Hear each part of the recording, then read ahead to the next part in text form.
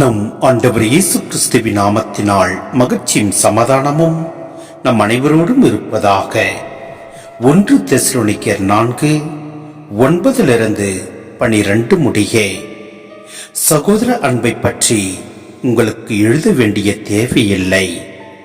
ஏனெனில் ஒருவருக்கொருவர் அன்பு செலுத்த கடவுளிடமிருந்து நீங்களே கற்றுக்கொண்டவர்களாய் இருக்கிறீர்கள்.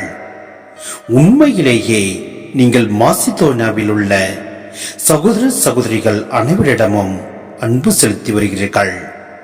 அன்பர்களே, இதில் இன்னும் முன்னேற வேண்டும் என்று உங்களிடம் கேட்டுக்கொள்கிறோம்.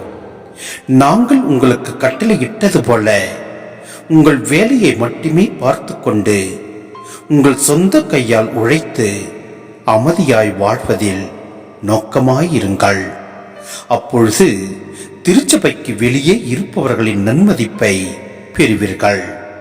பிறர் கையை நம்பாதபடி வாழ்வீர்கள்.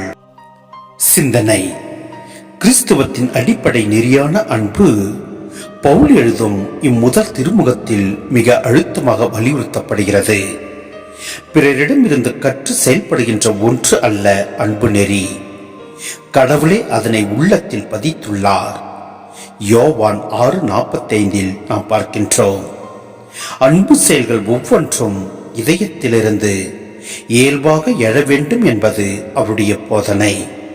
ஆம், நம் ஆண்டுடைய வார்த்தைகளை நாம் தியானித்து அதன்படி நாம் நடக்கின்ற போது அந்த அன்பு நம் உள்ளத்தில் தானாக கருக்கொண்டு எழும். எனவே நம் ஆண்டவரில் நிலைத்திருப்போம். அவரது வார்த்தைகளை ஒவ்வொரு நாளும் தியானிப்போம்.